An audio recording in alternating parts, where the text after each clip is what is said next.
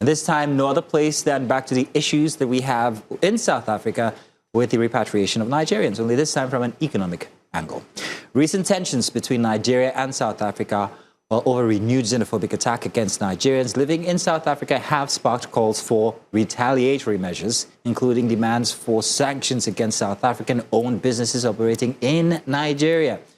The National Association of Nigerian Students, NANS, they've issued a 4-day ultimatum for South African companies to leave Nigeria, while some lawmakers have called for tougher sanctions and actions against South Africa following reports of Nigerians returning home amid rising concerns over their safety. But beyond the emotions surrounding these calls, there's a bigger economic question. What would be the impact of targeting businesses that have operated in Nigeria for decades? And companies such as MTN Nigeria, for instance, may have South African origins, but the business today has significant Nigerian ownership, employs thousands of Nigerians directly and indirectly, and plays a major role in the country's telecommunications sector. The question, therefore, is, would sanctions against these companies punish South Africa, or would they create unintended consequences for Nigerian workers, investors, consumers, and the wider economy? As Nigeria seeks diplomatic accountability over xenophobic attacks, how should the country balance protecting its citizens abroad while safeguarding its own economic interest at home? And now to discuss this, we're joined by Ikemesit Effiong, who's the managing partner and head of research SBM Intelligence. I did not mess the name up so they can tell I'm from that area. Ikemesit, thank you so much for joining us. Would be a shame if you did. Before you know we came live, I was already telling you that we're just going to have a chat. Yeah. We've seen the xenophobic issue. I think the problem is both sides. You're chasing the people who are documented and not documented. Now they don't have barbers, so their hairlines are receding and all whatnot and stuff. And now Nigerians are saying they want to retaliate. How do we come out of our emotions and look at the bigger picture? I don't know that you can strip out 100%, right, the emotions out of this conversation. For a certain generation of Nigerians, right, we were taught in history classes and in social studies classes, right, in primary and in secondary school about the African contribution towards the struggle against apartheid. Yeah. In the 70s and the 80s, Nigeria was a significant funder, not only of the anti-apartheid movement, but also of many revolutionary and independence movements across the continent. I was at an event, I think it was late last year or earlier this year, at the Nigerian, at the, I think it's the Cosmopolitan Club also in Lagos, right, where a documentary which featured heavily the former Nigerian President Olusegun Obasanjo, just talking about Nigeria's foreign policy contribution towards African issues, was spotlighted. And I think on both sides of the conversation, a lot of that historical context has been stripped somewhat, right? South Africa wouldn't be the independent, multi-party, multi-ethnic, multiracial democracy it is today without the contribution of African states.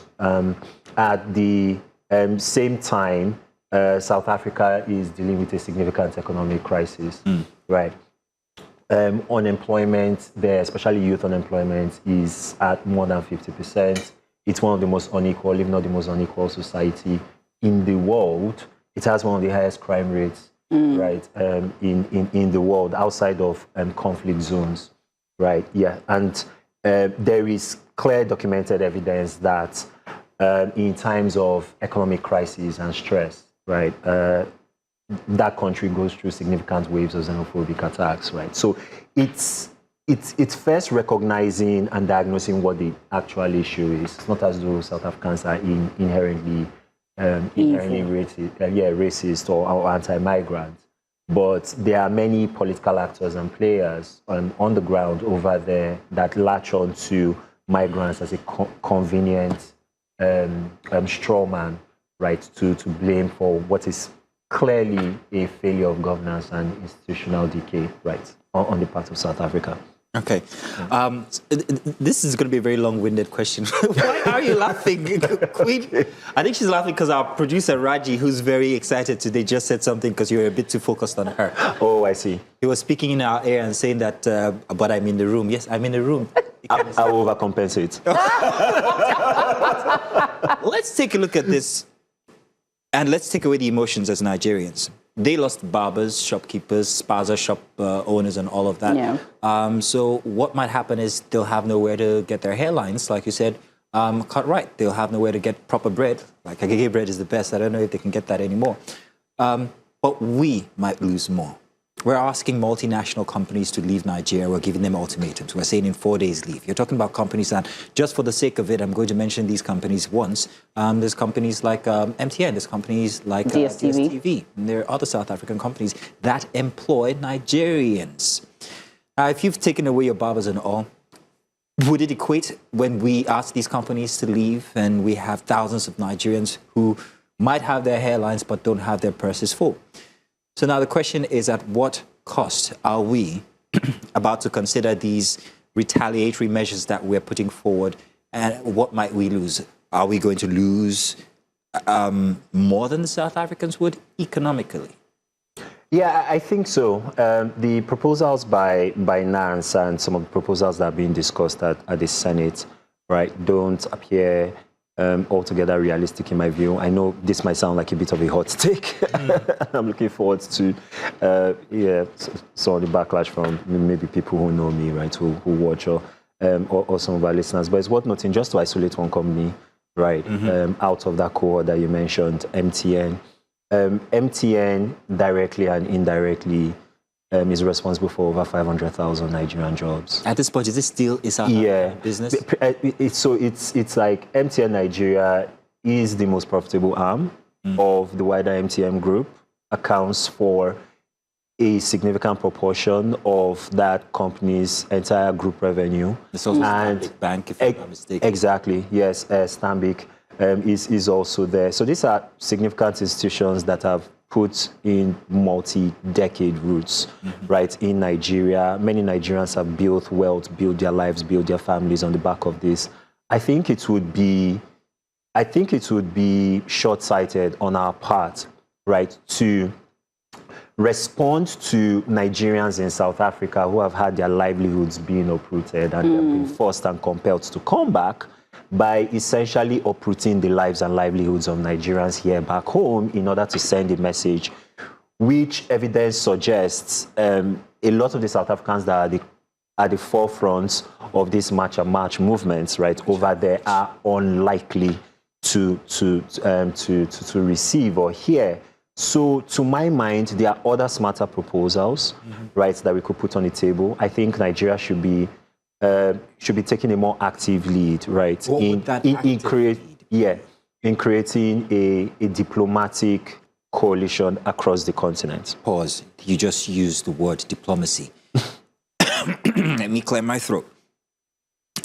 In all of the instances that happened in South Africa, where was diplomacy, especially from the South African government toward Nigeria and Nigerians, whether economically or emotionally, when these very individual associations were giving ultimatums? Now we have the same thing happening here in Nigeria with NANS also doing that. They don't have the government's approval to give ultimatums, but here they are. If the South Africans could have done that, taken an ultimatum by just a simple individual, and we've got this as a result.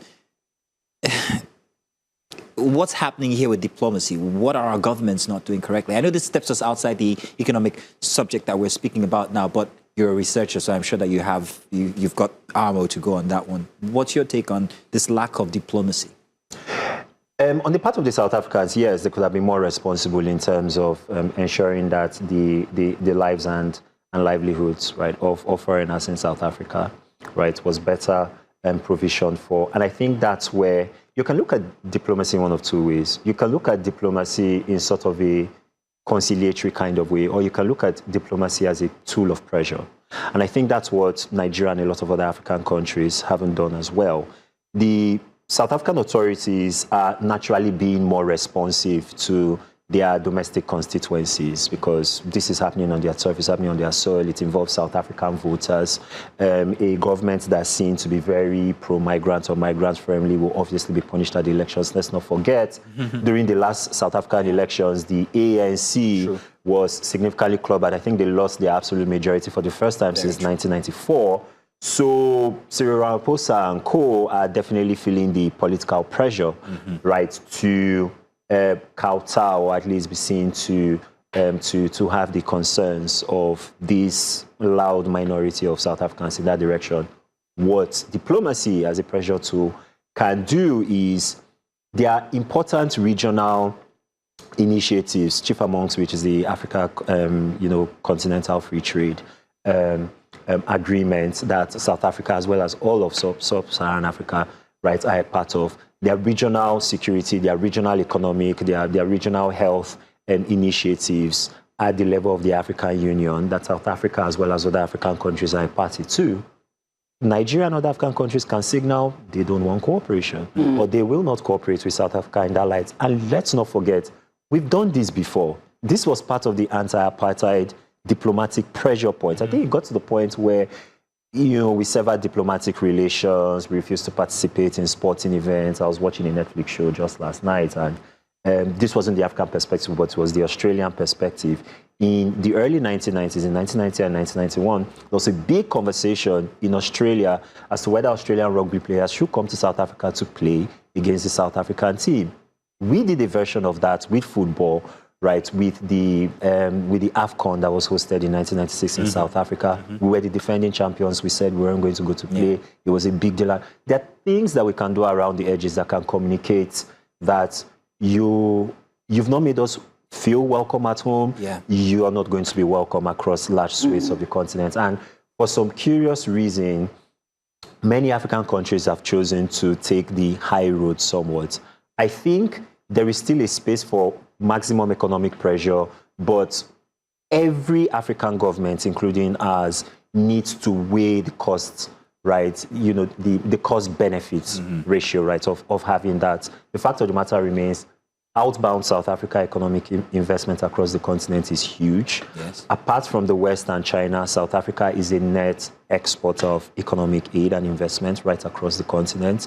So maybe there's a bit of that, right, going on as well. But there are still things that you can do around the edges to communicate to Pretoria that their actions, particularly in not guaranteeing the lives, the safety, right, of students, or doing better to police a lot of the protests, right, will attract consequences. Nice. Interesting. Well, you already mentioned that there are other things that we can do apart from, having these drastic measures. Of course, I know that we've joked about, the barbers and all that, but they are not just asking the undocumented Nigerians and other Africans, they're asking every other nationals to leave their country and stay. What would you say would be the best way that Nigerians should respond to this? Okay, if we leave MTN and DSTV and Stanbic alone, how best should we handle this situation for them to see that, again, I will still go back to the emotions, because yes, they might be hurt in terms of, their country, unemployment and all that. How do we reel them back to understand that to have a country, it's a give and take with other countries? Something is happening somewhere. No man is an island. Exactly, like Mazino. Oh, I heard what you said there. Right, okay. So I think first, our government needs to be a lot more responsible in terms of how it messages to the Nigerian public on these issues, especially in a way that South Africa clearly, right, did not. MTN and Stanbic and MultiChoice, it's a little bit unfair, one, to see them as South African companies. Two, us trying to enact sanctions against those companies is to essentially take a cut out of that South African playbook and do the same thing that the people who are trying to push out migrants ostensibly on economic reasons, right? It's like reenacting that on our shores. And if we are complaining that it was unfair for Nigerians and other Africans to be unfairly targeted, right, by South Africans in that light, then it would also be manifestly unfair for us to do that to South African businesses back here. So we've got to be the adults in the room in that sense. And I think the government... Oh, you just call them kids. It's hard. Wow. It's hard. I specifically was talking we'll get that response on YouTube when it's that because they do. Yeah, they're going to do that. No, yeah. I think the second thing is to recognize that this is also a clarion call to Nigeria. The government can use this as a seminal moment, right? And issue a clarion call to Nigerian businesses to do more, to also have a bigger footprint, right? Nice.